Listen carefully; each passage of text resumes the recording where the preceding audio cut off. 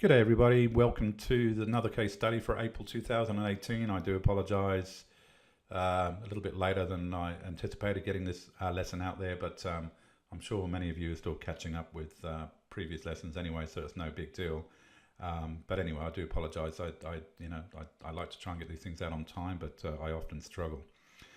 Okay, so this week's session. Look, it's not going to be an extra long one. It's what I really want to do with this week's case study is really sort of highlight some of the key aspects of this testing and some of the, it's always interesting to point out some of the, when we do the testing. One of the things we've got to remember when we do this testing, if we don't have the microscope, and I know not everyone has a microscope, and we'll talk about that in a second. But we've got to understand that the more information we have, the better. So looking at the dry blood is really good. Looking through a history is going to be really good. Doing some self-testing is also going to add some value. If you could see the person in person, it's going to add some more value. So the more information we can get, the better.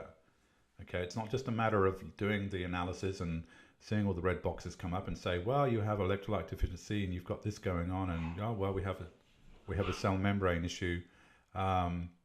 We've got to, and I've talked about this a lot, we've got to remember that we've got to use as much information we can and sort of make the decision based on everything. And more often than not, it's not until I've gone through and done a one-on-one consult and I've talked to the client for an hour that I finalise things, and I might make some modifications to the protocol based on the discussion we had, because there's only so much information you can get through the testing and through the through the questionnaire. And sometimes it doesn't tell us, on rare occasions it doesn't tell us much at all, that testing. And if we didn't have the bloods to back it up, we would be a little bit more lost. And this is one of those occasions. And it's interesting because often when I do see some serious degenerative diseases like this one here, it doesn't come through necessarily with the imbalance guide and with the questionnaire and whatnot. We don't see it so strong as we tend to see some of these other imbalances. So it's interesting. I don't know why that is, but it's just, we have different levels of robustness, and the body doesn't tell all the time. Okay, so just getting back to, I guess, the importance of looking at blood sometimes, and the fact that not everyone's going to have a microscope. I just wanted to, I guess it gives me an opportunity just to mention briefly, look, one of the frustrating things about doing these bloods is it takes so long to turn around, and I'm the only one in the world doing this remotely. There's not anyone else, not that I'm aware of. There are other people dotted around the world that are doing they're doing it locally, they're doing it in clinic and whatnot, and I used to do it in clinic with live blood and whatnot.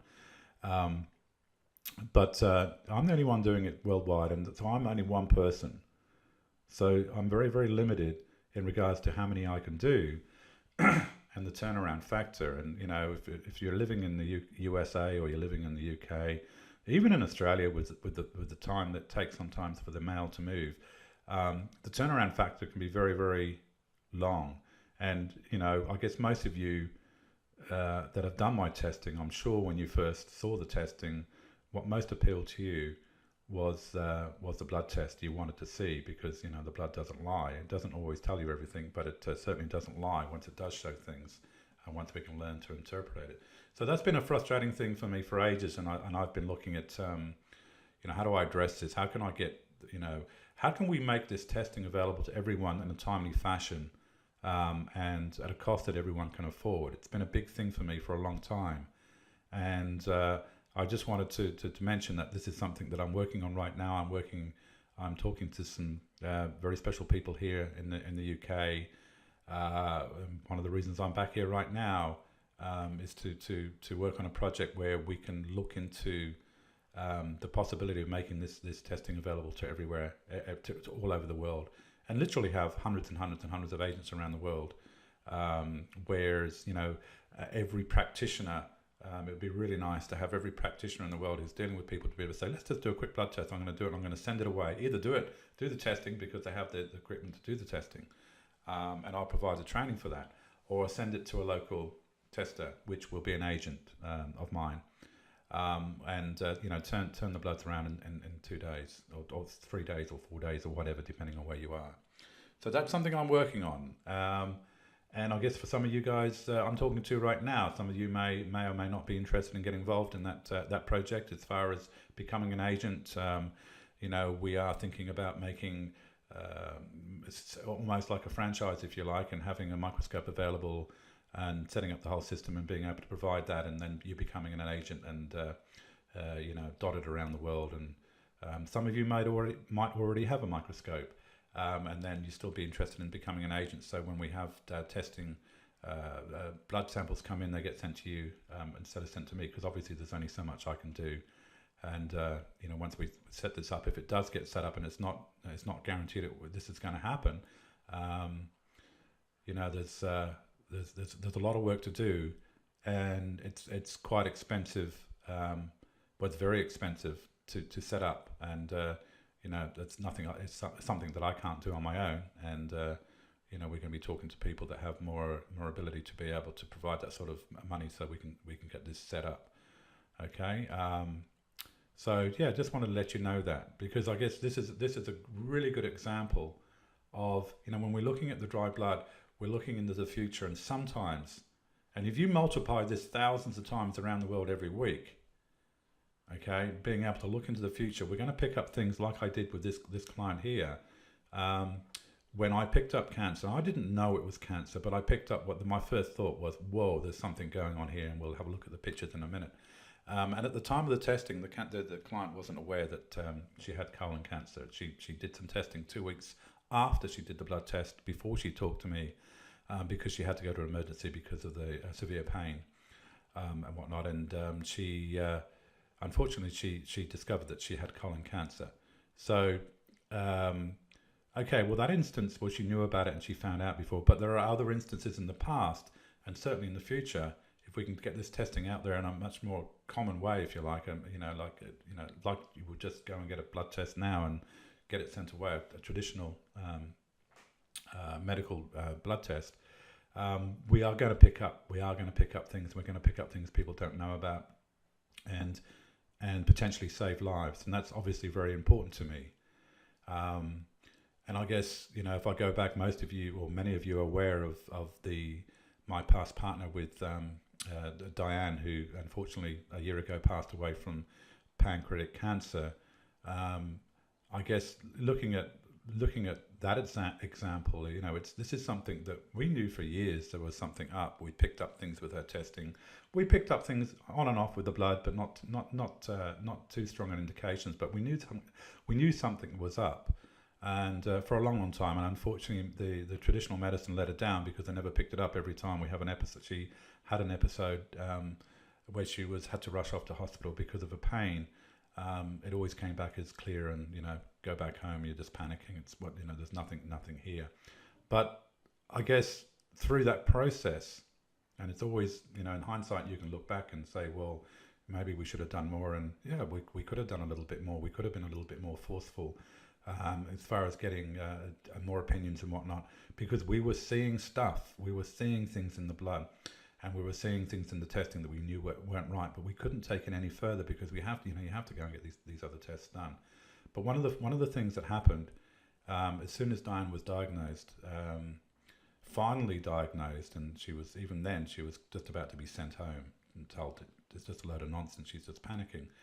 The first thing we did when we got back home is we did the blood test, and we had a look, and there it was. We could see it. We could see not only the fact that she had severe stress, oxidative free radical damage, it also showed it in the pancreas region on the dry blood sample.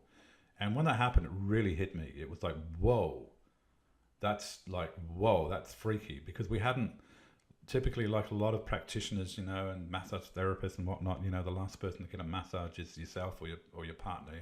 You just don't do it. You're so busy working with other people, you tend to get a little bit slack with yourself. And we hadn't done the testing, Diane's blood, for probably 3 or 4 months, and there it was. So if nothing else, nothing was going to save her, because it was a pancreatic cancer, and it doesn't show up until the last minute anyway, and by the time it does, it's too late. And but it really highlighted the importance and the power of this testing.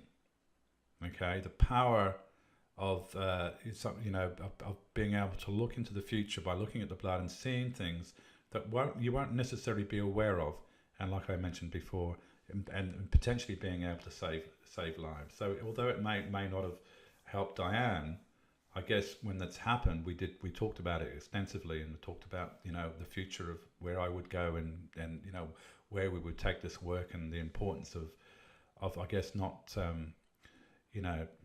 Diane, I guess, not passing in vain, I guess, as far as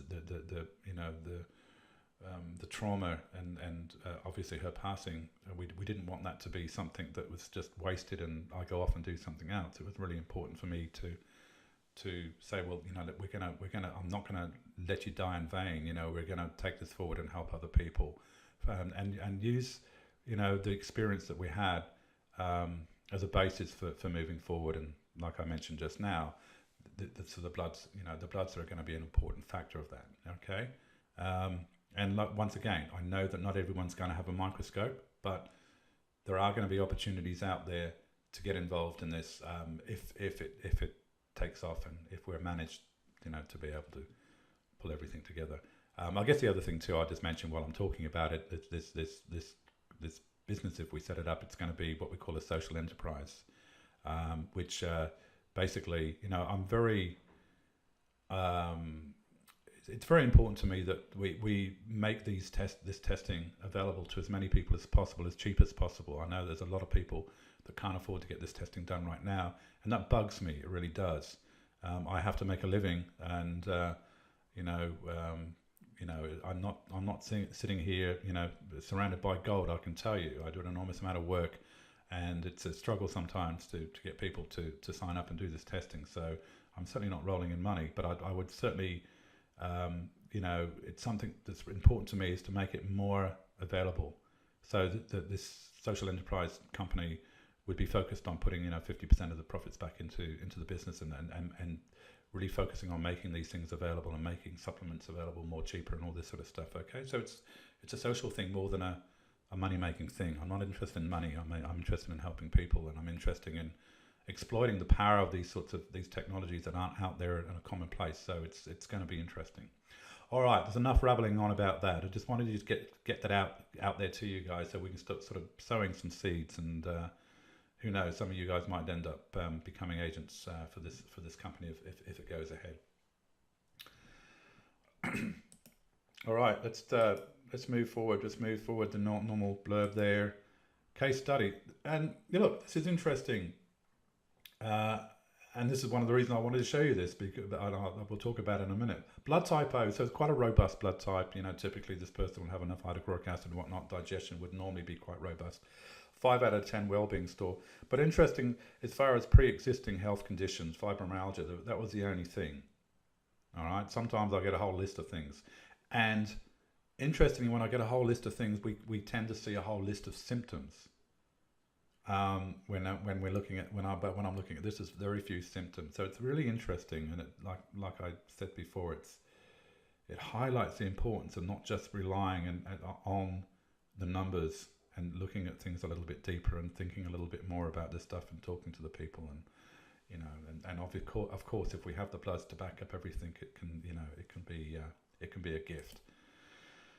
All right, let's have a look at the bloods. And if you look at the top right, well, look at the top left. If some of you haven't looked at these tests before, and most of you are already aware of this. But look at the top left. That's what we're looking for. And if you look at number 1 and look at number 2 especially, that hits you big time. And as soon as I saw number 1, I thought, whoa, this is not good. All right, it's pretty obvious. And number 2 as well. Number 3, it's not coming through so strong. It doesn't always on every sample. But it doesn't matter. Number 1 and number 2 are more, when we take the blood samples, every dot, if you take each one, we do about 5 or 6. The first ones are the most recent. And as we go down, it's a little bit, there is some subjectivity there, but essentially what we're doing is we're going back in time. Each spot that we take from the same blood, it just blows your mind how accurate that can be sometimes. So number 1 and 2 were the first 2 or 3 spots. I think it was 2 of the first 3 spots. So what it's saying, it's more recent. Okay, whereas number 3 might have been a little bit further back. And number 3, there's still quite a bit of oxidative stress there. But look at number 1 and number 2.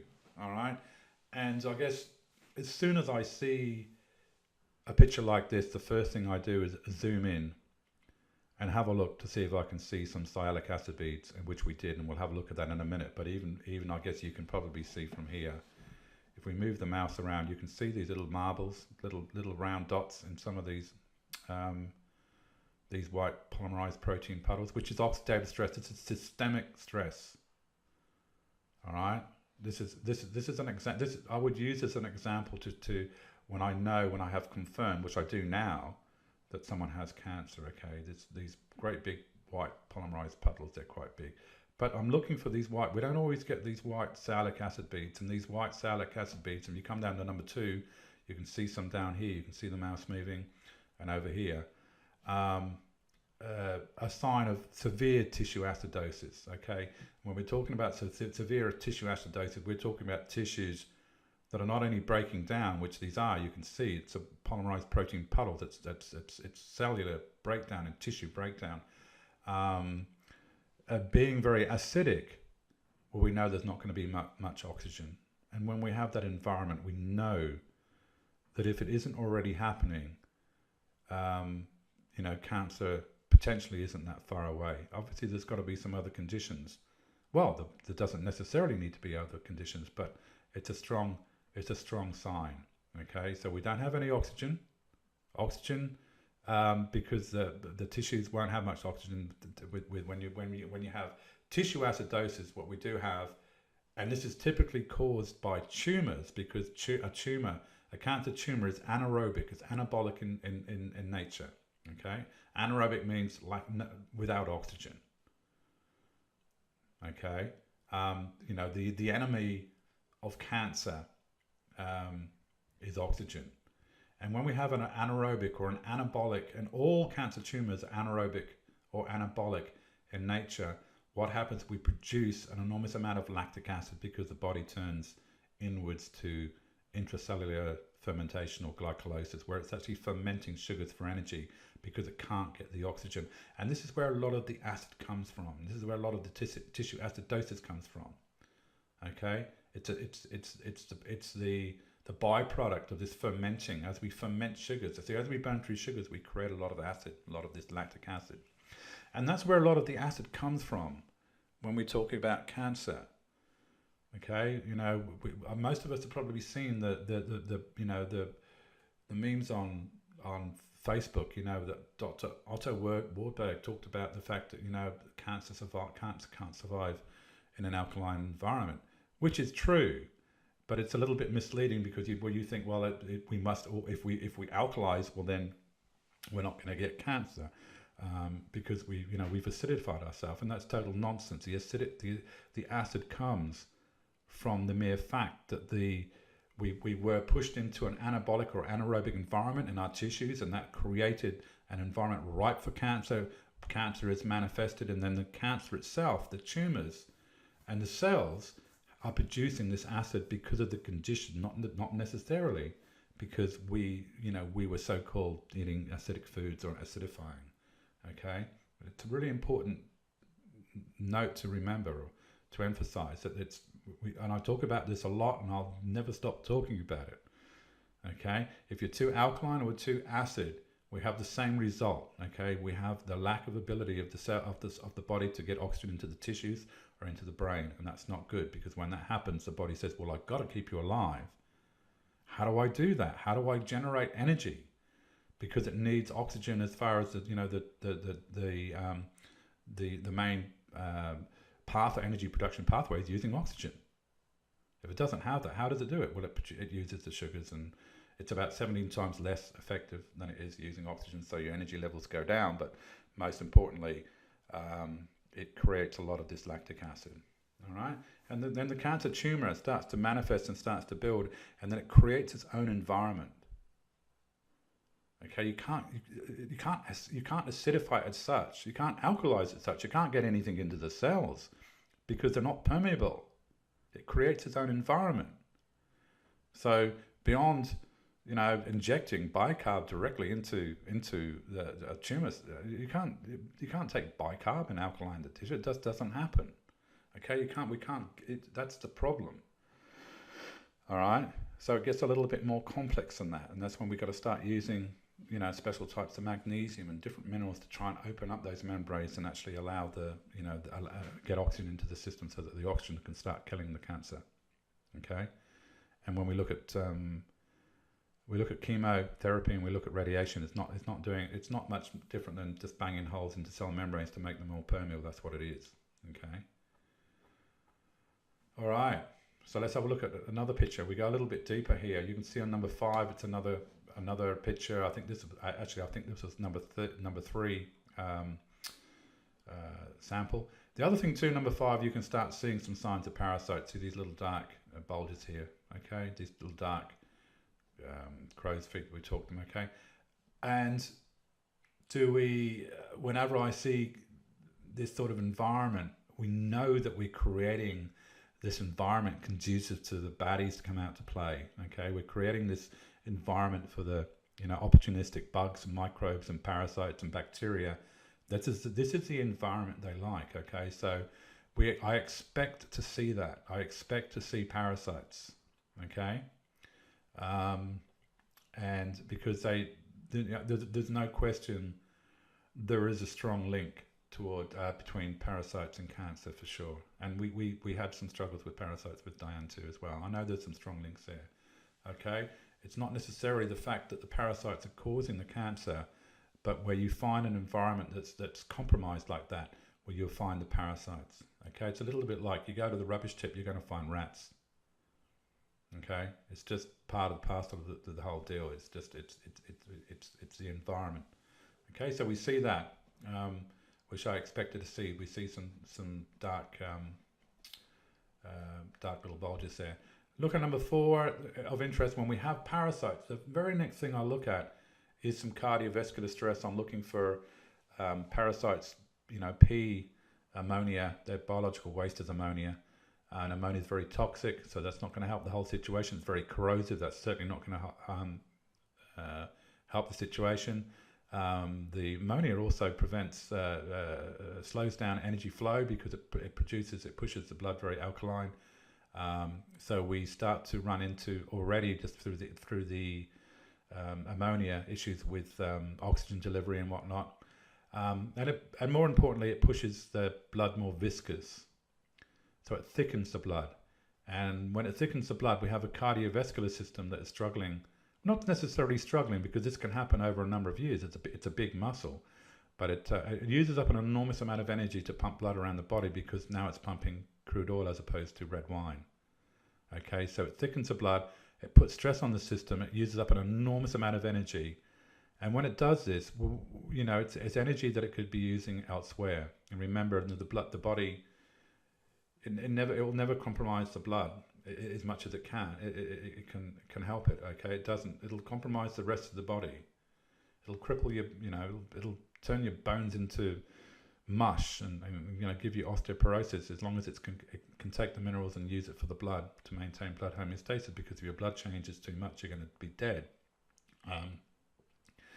At the end of the day, you can be a cripple in a wheelchair and still be alive, and that's the most concern of the body, is to make sure you stay alive, as opposed to keep your bones in order. All right. So if you look at the number 4, it's come up quite strong. You can see this darker red area. This is typically cardiovascular stress. Okay. And number 6, you can see, interesting, this mark here. Whoa, this is like really strong. And I think number 7 is just a close up of that, really. Really showing when we see these red. There's another one up over here to the left, and there's a couple of little bits here, but mainly this is strong indication that the cardiovascular system is under some stress. All right, and it's not something. It's something I expect to see when I see the parasites. Once again, it's the environment's there. We're going to see that. Okay, so we need to take that pressure off. We need to start. Remembering we start working with this person now. Remembering when I did this and I did the protocol, I didn't know that she had cancer. I just knew the environment was there, and we need to start talking about it and do some more testing and whatnot. As it turns out, I've taken on this client as a coaching client, so I'm going to be working with her over the next 12 months, and hopefully we're going to get her through this. And I'm not going to be the only person helping her, obviously.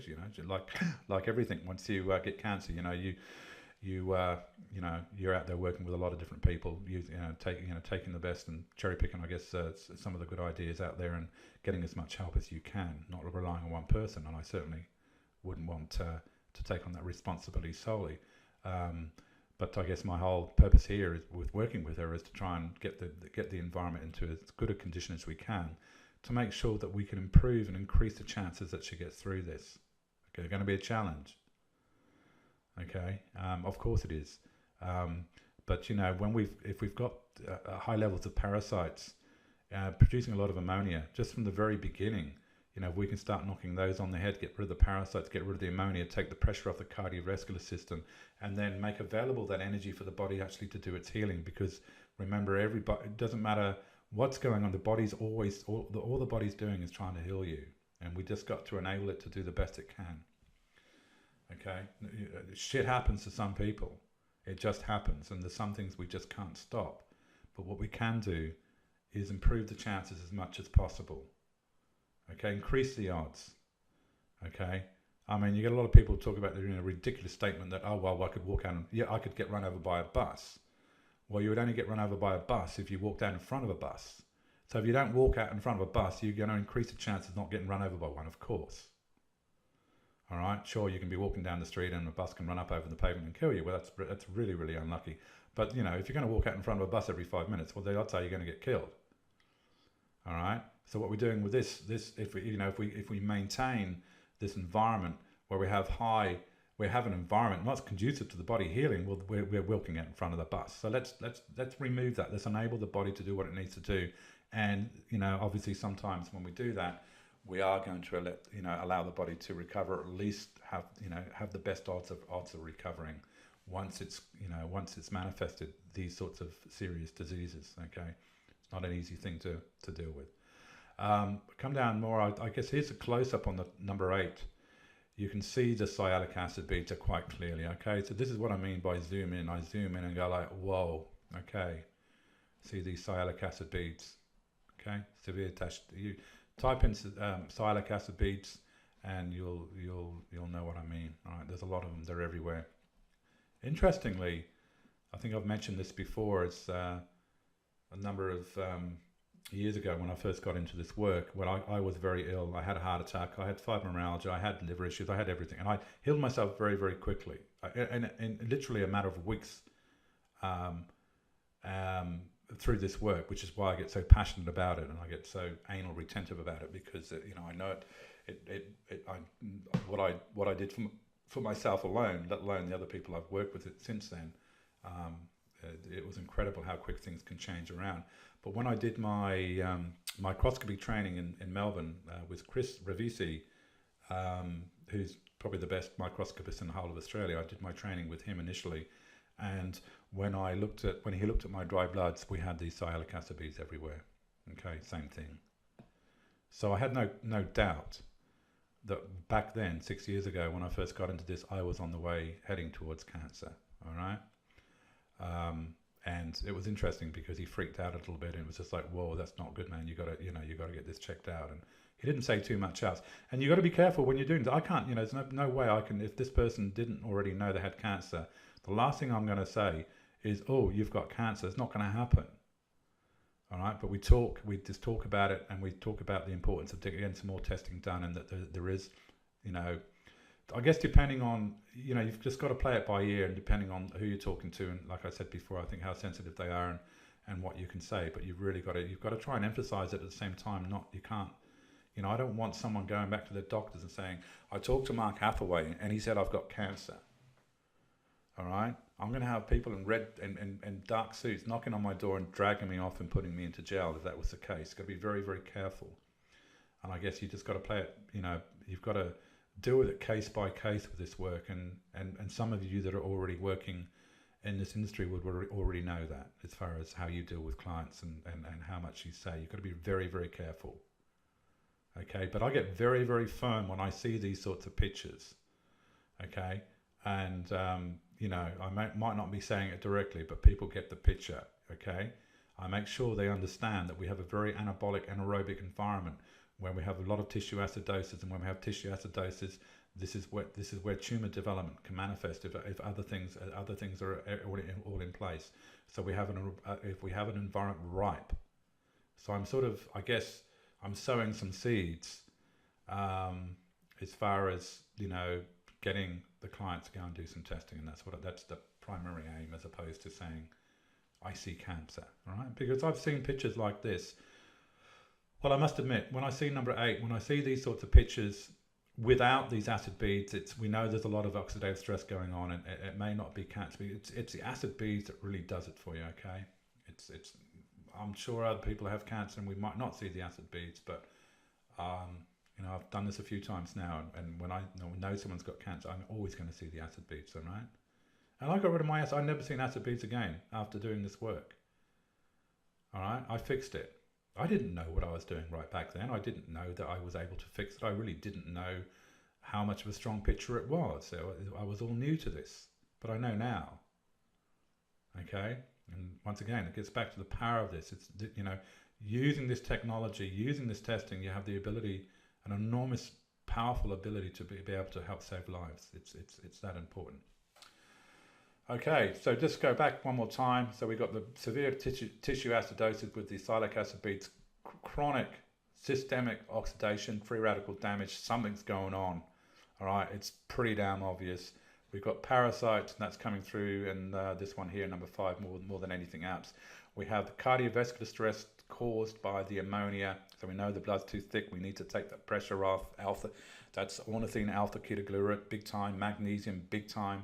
All right, take this pressure off the cardiovascular system so the body can do some work. All right, and once again, the close up of the sialic acid beads and some close up of these parasite markers. All right, and once again, these puddles here. All right, okay. So I guess once we get into this is where it gets interesting, because if I saw this picture, this is an overview of the imbalance guide, as most of you are aware now. We've gone through this. There's not much coming through, is there? Look at the blood pressure, systolic 120, crazy. All right, and this can happen sometimes. If we were to only look, more often than not, I can look at the bloods. I can look at the this testing, and I don't need to look at the blood to get a pretty good, thorough picture of what's going on. More often than not, but in this occasion, definitely not. And it's interesting because I've seen this repeat a number of times. When we seem to have, it's almost like the body is doing its utmost at this deep level to try and keep some balance, whilst at the same time they have this serious degenerative disease. It's crazy. It's almost like it's a separate thing. Okay, rarely do I see digestive capacity only come up with two little red boxes like that, and rarely do I come up with this sort of issue. We don't, or these testing, and I don't have. I'm working with someone that doesn't have, electrolyte issues or cell membrane issues. All right, look at the pHs, 6.8 saliva and 6.2 urine. Urine's a little bit elevated. Okay, we like to keep it between. Well, let's go and have a look in detail. The urine pH 6.2. I like to keep urine pH between 5.5 and 6 ideally. The more, this is an interesting thing too. You've got to remember, when we test someone's urine, and we don't want to fall into the trap that most of the, not only conventional medicine, but also a lot of the natural health medicine is, you're alkaline, that's really good. Or you're not that alkaline and we need to alkalize you. One of the things you will always find, anyone with a cancer tumor is going to have elevated urine pH. It's going to be more alkaline, okay? It's a really important note to make on that.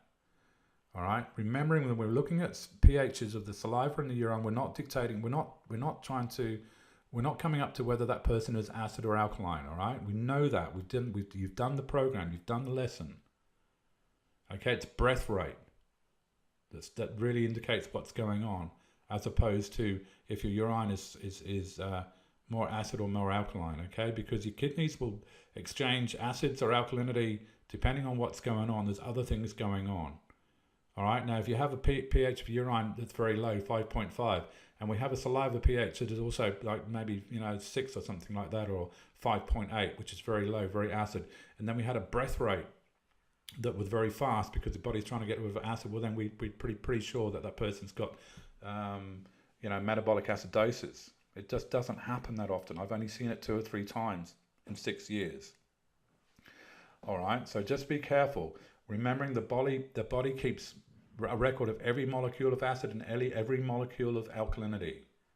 All right, as the tissues get more acid, the blood will get more alkaline, because the body knows at some point it needs to get rid of that acidity, that toxicity in the tissues, and when it does, it needs to be ready. So it has that alkalinity. So the more acid that your tissues get, the more alkaline your saliva will get. Right? It can really throw you. Okay, and nearly everybody you'll ever measure who has a cancer tumor will have an over alkaline urine or an over alkaline bloodstream because of this. Don't forget that. Okay. And if you look down to the top, to the left here, number 10, this is where the indication we know that a 10 breath rate where the body's trying to hold on to acid in the bloodstream. This is not the tissue. This is the bloodstream. All right. So at a 10 breath rate, all right, we know that blood's pushing too alkaline. What happens when we push too alkaline? We run into the bell curve effect.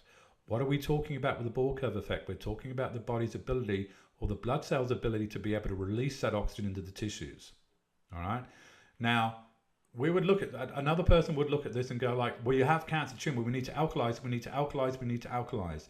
And if we weren't looking at that 10 breath rate, okay, which most people do not, what are they doing? They're pushing the blood into more of a severe bell curve effect, where they're even more alkaline, where they're full of oxygen, but they can't release that oxygen. So we run into the same problem we have. That we would have if our blood was too acidic. It wasn't picking it up in the first place. The result is the same. We're not releasing oxygen into the tissues or into the brain. What's going to happen if we're not doing that? When we have a cancer tumor, we're making it worse through alkalizing. All right, so it's really important to note, and it's a big issue.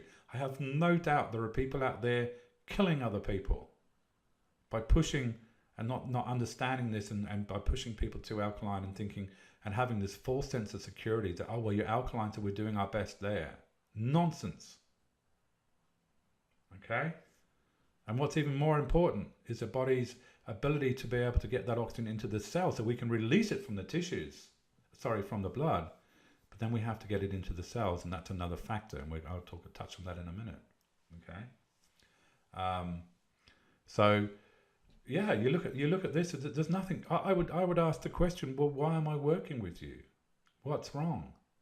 If I didn't look at the blood, all right. This is why I wanted to show you this one, because this test, because it just highlights the importance of doing the blood as well if we can. All right. There's hardly any markers coming up. We know this person's a slow oxidizer, low oxidizer, anabolic, no oxygen. Okay. pH of blood too high, no oxygen. What's the enemy of cancer? Oxygen. What has this person got? Cancer. Okay? Crazy stuff. All right. Sugar's a little bit high, no big deal. It's not crazily high, but that's when we start getting, like I said, running into these sorts of issues with degenerative diseases. It's almost like it's a separate thing, and this is when you have to really, look at everything you can, okay? Because it doesn't always show through on these tests, okay? Let's come down here, so we know we're pushing a little bit to alkalosis here. We've got some alkalosis going on, and with digestion. Well, we got some undigested food in the stool. That's a pretty obvious low stomach acid. Okay, we have low stomach acid. We have high alkalinity, low stomach acid, high alkalinity. What's our body starving for? It's starving for acid. Why is it slowing down breath rate? Because it's trying to hold on to CO2, which converts to carbonic acid in the body. All right? So this is where it gets a little bit tricky in coming up with what we do. How do we, what do we focus on here? All right, and I guess this recommendation was really an initial run through, if you like, as to what are some of the things we can do straight up, so we can try and, before I even talk to the client, come up with a bit of a protocol to get moving with, so that we can at least start pushing things in the right direction, as opposed to focusing on correcting a particular imbalance as such. We know, all right, and even though if we come back up again, we didn't have, 6.2 and 6.6 are quite close together. So if anything, it's, you can see these markers. Anything above 6.3, well, we're very close. Anything less than 6.6, we're very close. We're very close to an anabolic here. And this person is anabolic for sure. This is why they have an anabolic tumor. We know that. It's just that we're not getting the markers come through. That's okay. But the pHs are very close to meeting these two conditions. All right. So we know there's an anaerobic environment, so we've really got to focus on that, and we've got to focus on relieving some of the pressure of the cardiovascular system and giving this person the environment and the energy it needs to start healing. All right. So this is what I've focused on here. I'm going to be working with this client, and we're going to be looking more specifically, focusing on some of the other things we can do natural wise, based on, to boost up our immune system using reishi or chaga mushrooms, for instance, making sure that we're going to be looking at, cannabis oil and all this sort of stuff, and lots of different things, which is a little bit aside from this, because that's something we're going to work through. But I just wanted to show you this because it's like, what do we do from the very big, what are the core fundamental things we know? It doesn't matter what you do, we've got to start working on, regardless of what else is going on. So from right at the top, we've got the grounding, and that's, we talk about that a lot. The filtered water, obviously we need the water, and we don't need to talk about that too much more. The borax is something with just a standard thing anyway, make sure that, if we don't have the water, we don't have the flow. We have no means of getting rid of the toxins, get rid of the waste, and bringing in nutrition, and also getting everything flowing. If we don't have flow, we're going to have death, okay? Flow is all about, life is all about movement. Movement's all about flow, all right? The Celtic sea salt is just a standard thing there, making sure we've got energy flow, but that's something that's not that important. Parasite cleanse, the ornithine alpha ketoglutarate and the synthol AMD is really important, because we've really got to work on the gut, okay? Got rid of those parasites. When we get rid of these parasites, we've already got high ammonias anyway. And one of the other thing too, we'll have high ammonia for, especially with this case, it's the fact that this person isn't breaking down and unraveling those proteins very well, because she's got undigested food in her stools, which is a classic sign that there's not enough hydrochloric acid. If you don't have hydrochloric acid, you're not unraveling the proteins, and you're not doing that. You're going to have issues with protein digestion. When you have that, you're going to be producing high levels of ammonia in the system, let alone the fact that you're going to have parasites, because it's a hydrochloric acid that allows the parasites to come in the first place. First line of defense, parasites coming into the body and microbes, it's going to be our stomach acid. So that's really, really important. So it's it's sort of a no-brainer that there might be a little bit of that going on, all right? But so the ornithine alpha ketoglutarate is going to help with get rid of the ammonia. A lot of people that go through a parasite cleanse, if we're not doing the ornithine or the alpha ketoglutarate will do it on its own. The ornithine helps big time with it sometimes. Then you're going to have these healing reactions, and people are going to give up pretty quickly. They feel like crap. All right. So parasite cleanse, the alpha ketoglutarate. So we pull out the baddies, we get rid of the ammonia. And as soon as we start doing that, we start taking this alpha ketoglutarate, we start taking the pressure of the cardiovascular system, and we're giving them more resources. So we're building this foundation that we can start building upon. Okay, I talk about this a lot. We can't build a house until we put the foundation in place, and then we can start building the wonderful house and the beautiful, walls and the beautiful windows and the beautiful roof and the beautiful architecture. But none of that's possible unless we if we put the foundation in place in the first place. And this is what this is about. It's a little bit, and so many people just don't focus on this. They just want the quick fix. I want the magic pill.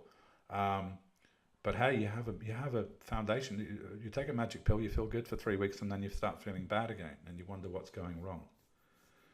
Okay, so the Synthol AMD2, that's just, look, we know, although I didn't see strong signs of any dysbiosis, you're going to have some. The environment is there. Okay, it's a no-brainer.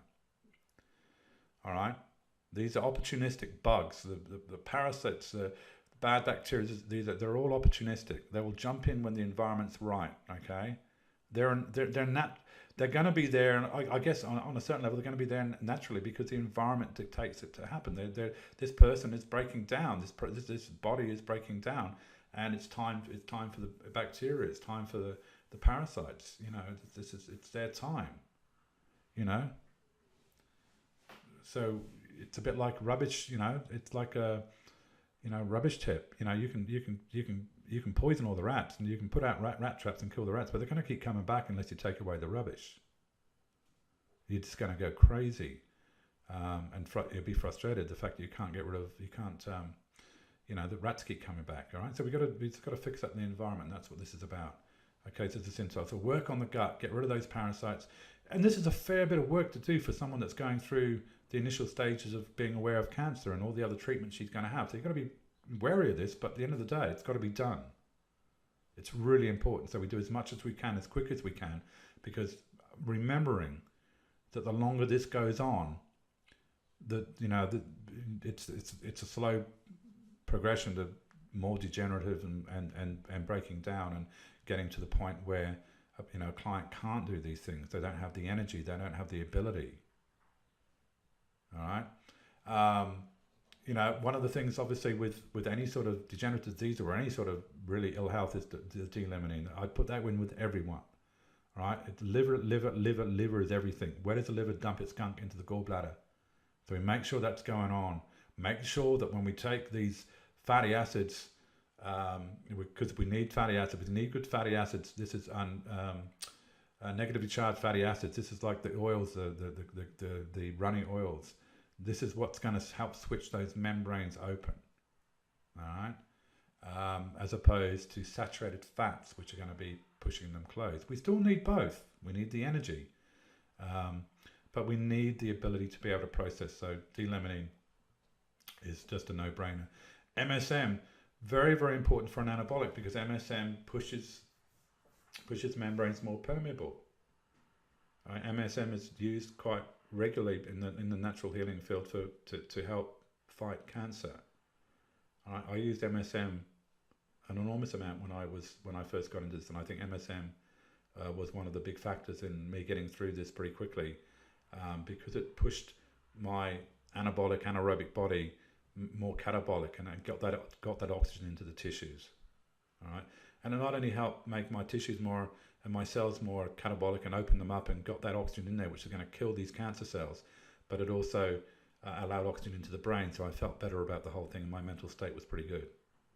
Okay, remembering when someone's just been diagnosed with cancer, they're not going to be in the best frame of mind, and one of the things we've got to be really careful of is being too negative or being negative at all.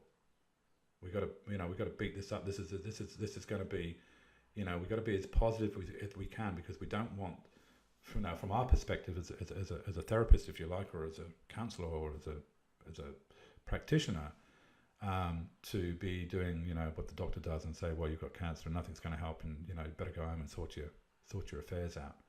And I've basically just killed you alone just by pushing these negative thoughts on your mind, and you're going to go home worried, which are going to cause even more stress, even more acid, and shut down digestion and shut down the immune system.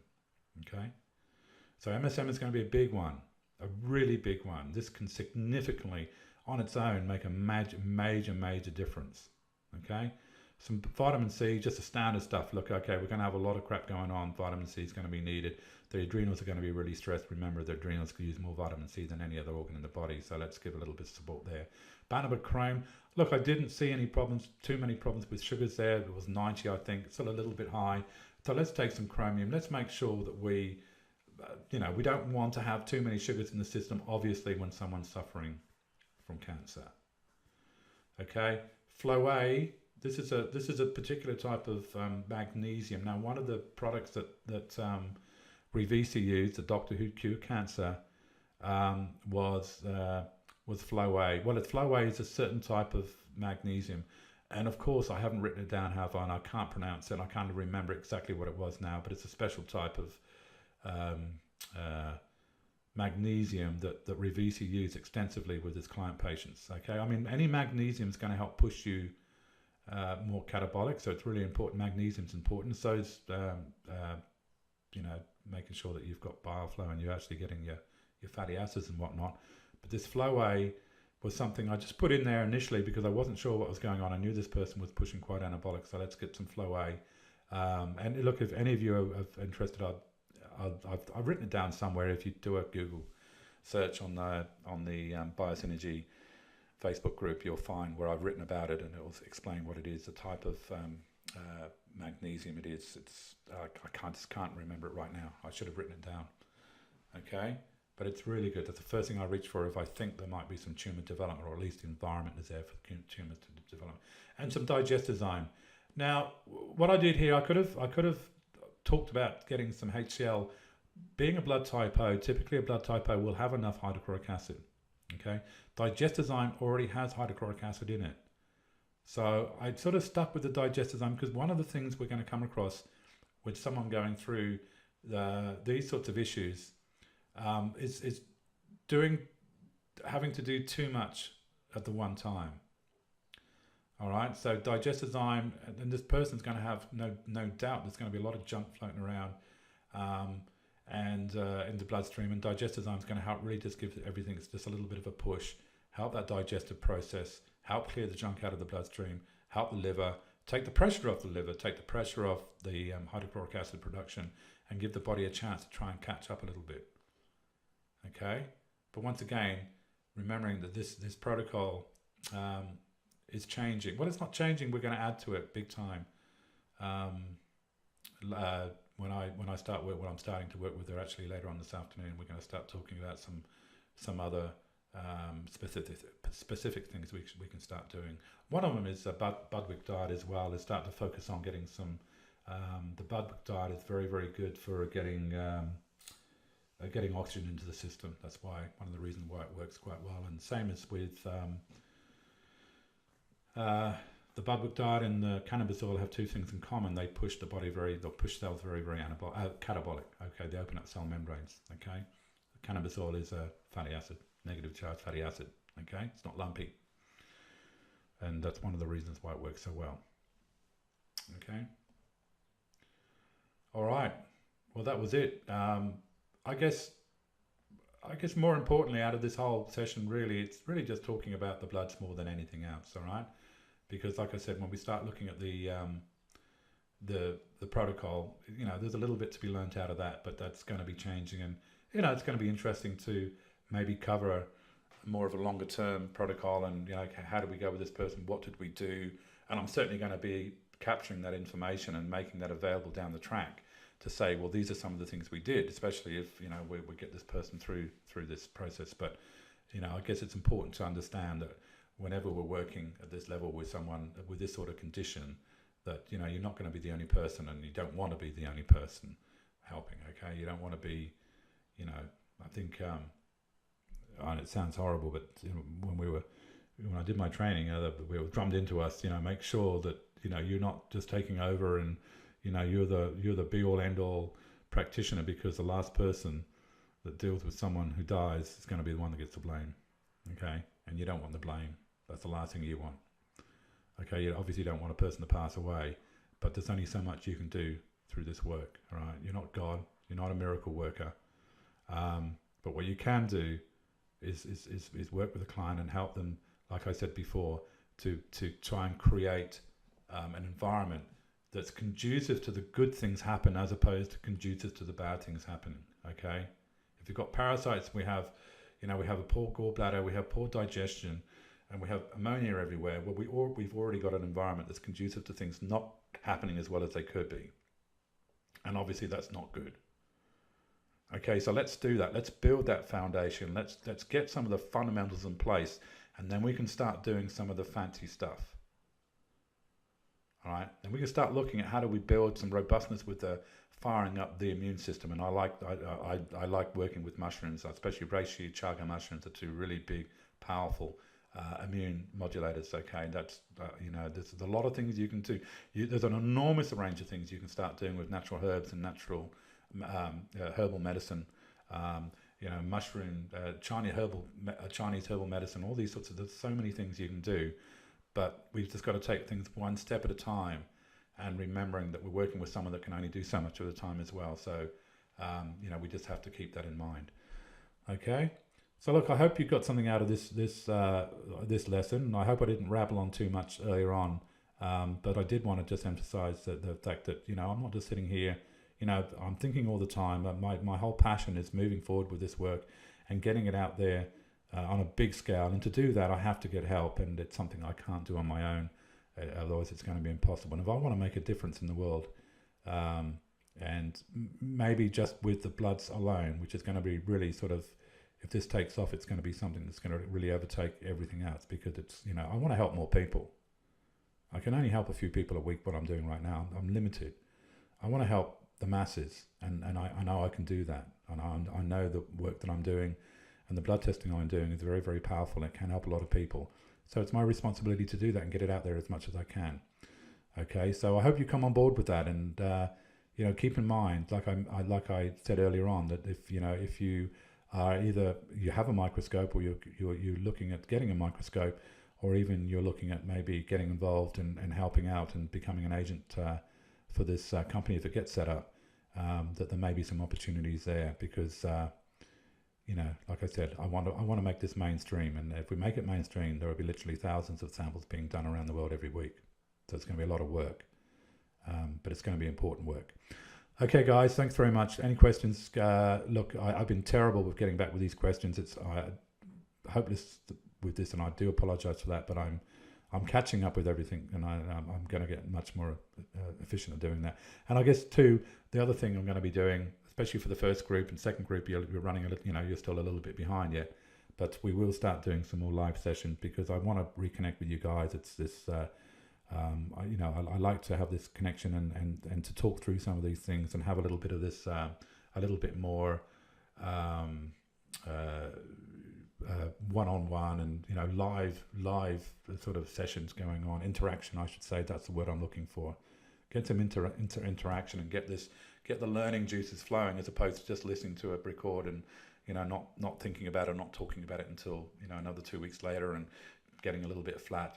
Try and pump things up a little bit. So I do plan to do that, and I think as we come to the end for the group one, as we come to the end of this stuff, and we sort of we've got a little bit more work to do in regards to and I'm doing a lesson this week on that, as far as the protocols and getting more detail into more detail with the setting up the protocols and recommendations and supplementation and contraindications and whatnot. We do move into that phase where we're going to start to doing this, and this is when we're going to have more questions, and I want to make that a little bit more live. So thanks very much, guys. I hope you enjoyed it, and we'll talk to you again very soon. Okay, bye-bye.